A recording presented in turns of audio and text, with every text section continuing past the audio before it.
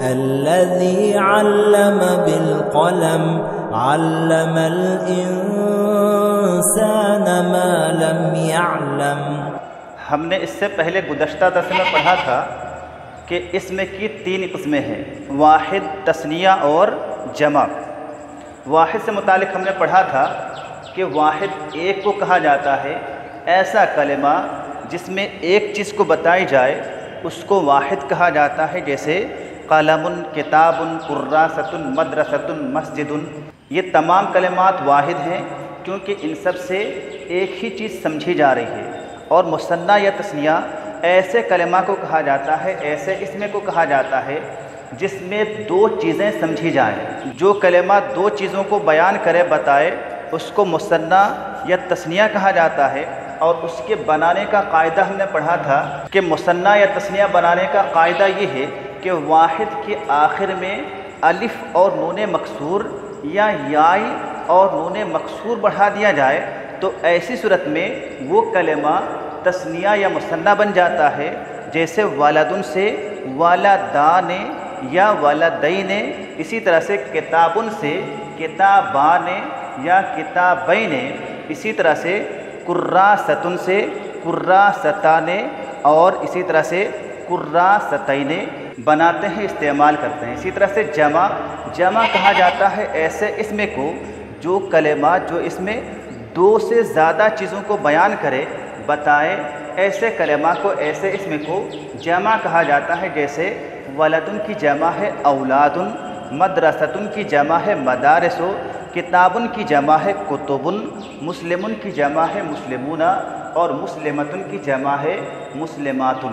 آگے ایک سوال پیدا ہوتا ہے کہ مثنیٰ تو بنایا جاتا ہے اس طرح سے کہ واحد کے آخر میں الف اور نون بڑھا دیا جائے یا یاء اور نون بڑھا دیا جائے تو ایسی صورت میں وہ کلمہ مثنیٰ بن جاتا ہے، تثنیہ بن جاتا ہے۔ لیکن اگر ہمیں جمع بنانا ہو تو جمع کیسے بنایا جائے گا؟ جمع بنانے کا قاعدہ کیا ہے؟ تو جمع بنانے کا قاعدہ عربی زبان میں کوئی خاص قاعدہ نہیں ہے کہ ہم اسی اعتبار سے، اسی قاعدے کے پیش نظر ہر کلمہ کو جمع بناتے جائیں، بلکہ عربی زبان میں کلمات کو جو جمع بنایا جاتا ہے، واحد سے کسی کلمہ کو جو جمع بنایا جاتا ہے، اس میں کوئی خاص قاعدہ کلیہ نہیں ہے کہ اسی قاعدے کے اعتبار سے ہم جمع بنائیں گے۔ اسی لیے آگے کہا گیا ہے کتاب میں کہ جمع بنانے کا قاعدہ یہ ہے کہ واحد میں تبدیلی پیدا کرنے سے جمع بنا کرتی ہے۔ تبدیلی کیسے کرتے ہیں، اس کا قاعدہ کیا ہے، اس کا طریقہ کیا ہے، وہ یہاں پر 1 یا 2 جملے میں نہیں بتایا گیا ہے کہ اس طرح سے واحد کے آخر میں تبدیلی پیدا کر دیں تو کلمہ جمع بن جائے گا، ایسا نہیں ہے، بلکہ مختلف قاعدے ہیں، الگ الگ اوزان ہیں، الگ الگ اوزان میں کلمات کو جمع بنایا جاتا ہے۔ اسی لیے آگے یہاں پر جمع کا قاعدہ بتانے سے پہلے جمع کی تقسیم کی گئی ہے کہ جمع کی 2 قسمیں ہیں۔ جمع کی 2 قسمیں ہیں۔ کون کون سی 2 قسمیں ہیں؟ جمع تکسیر اور دوسری قسم ہے جمع تصحیح یا جمع سالم۔ جمع مکسر یا جمع تکسیر کہا جاتا ہے ایسی جمع کو جس میں واحد کا وزن سلامت نہ رہے، باقی نہ رہے۔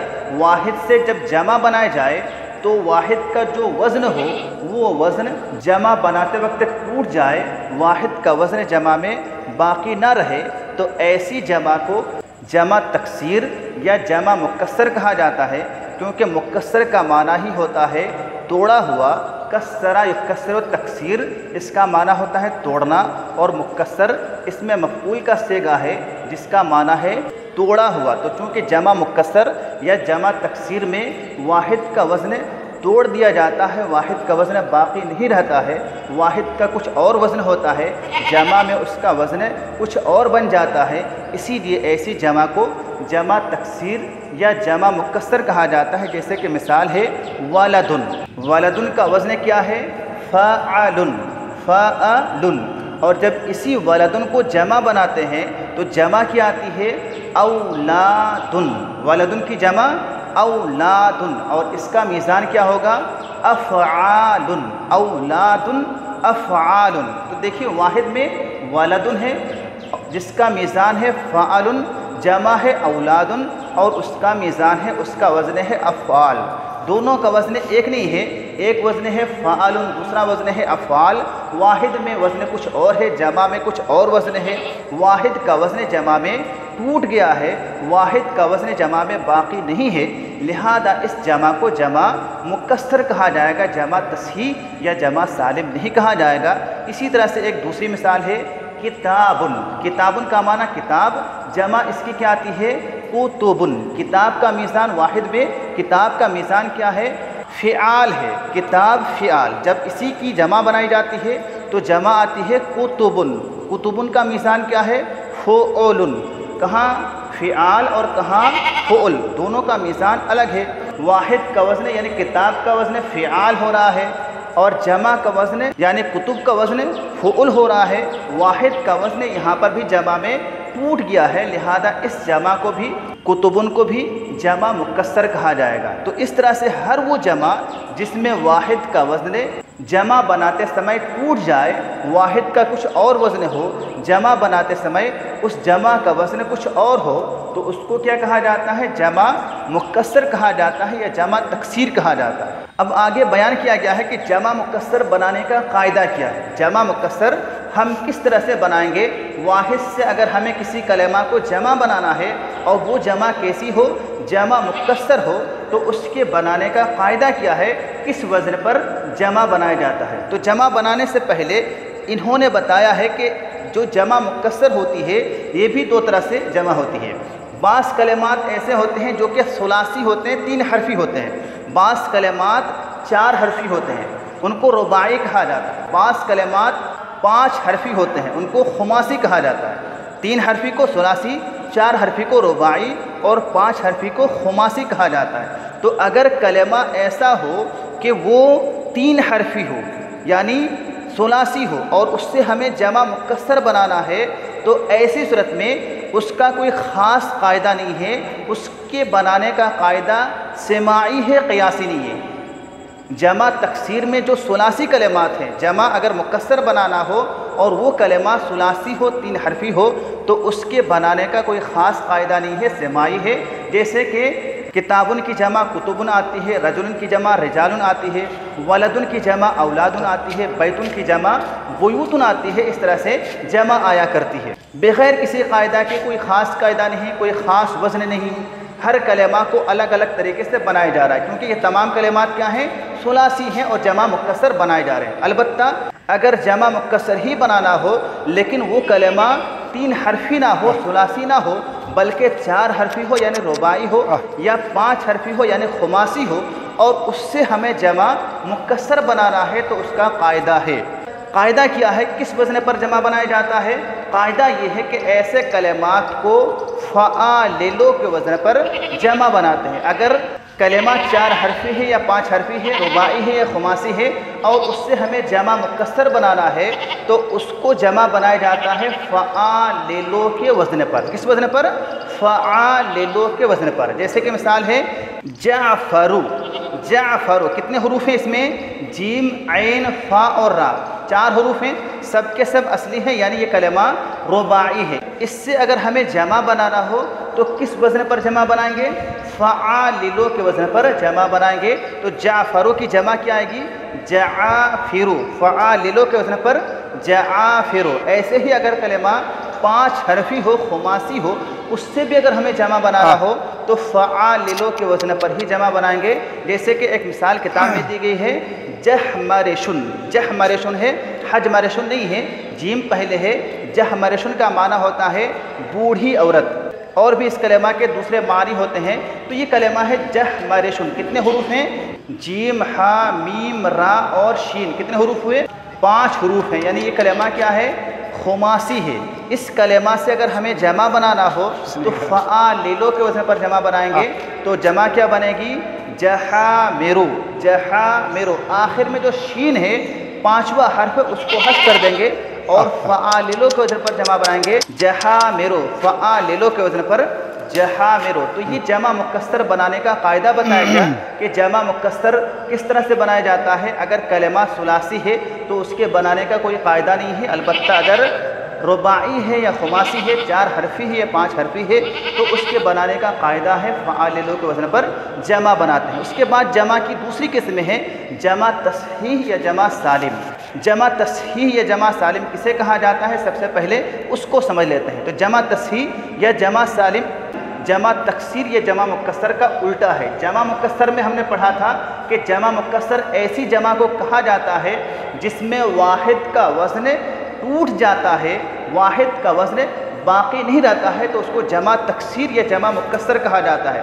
جبکہ جمع تصحیح یا جمع سالم ایسی جمع کو کہا جاتا ہے جس میں واحد کا وزن نہیں ٹوٹتا ہے، واحد کا وزن باقی رہتا ہے، تو ایسی جمع کو جمع تصحیح یا جمع سالم کہا جاتا ہے۔ جیسے کہ مثال دی گئی ہے کتاب میں مسلمن، اس کی جمع کیا آتی ہے مسلمون، مسلمون کی جمع مسلمون۔ اسی طرح سے مسلمتن، اس کی جمع کیا آتی ہے مسلماتن۔ مسلمن مذکر ہے اور مسلمتن مؤنث ہے۔ مسلمن کا معنی ہے مسلمان مرد اور مسلمتن کا معنی ہے مسلمان عورت۔ مسلمن کا وزن کیا ہے مفعلن، مسلمن کا وزن کیا ہے مفعلن، واحد کا وزن مفعلن ہے۔ جمع جب بنا رہے ہیں اسے تو جمع کیا آ رہی ہے مسلمون، اس کا میزان کیا ہے مفعلون۔ اب دیکھیں یہاں پر غور کریں کہ مسلمون میں جو میزان ہے مفعلن، وہی میزان وہی وزن مسلمونہ میں بھی ہے، مفعلونہ میں بھی ہے۔ مسلمون کا جو میزان ہے وہی میزان مسلمونہ میں بھی ہے۔ مسلمونہ میں واحد کا میزان ٹوٹا نہیں ہے، بس اتنا کیا گیا ہے کہ واو اور نون، واحد کے آخر میں واو اور نون جوڑ دیا گیا ہے۔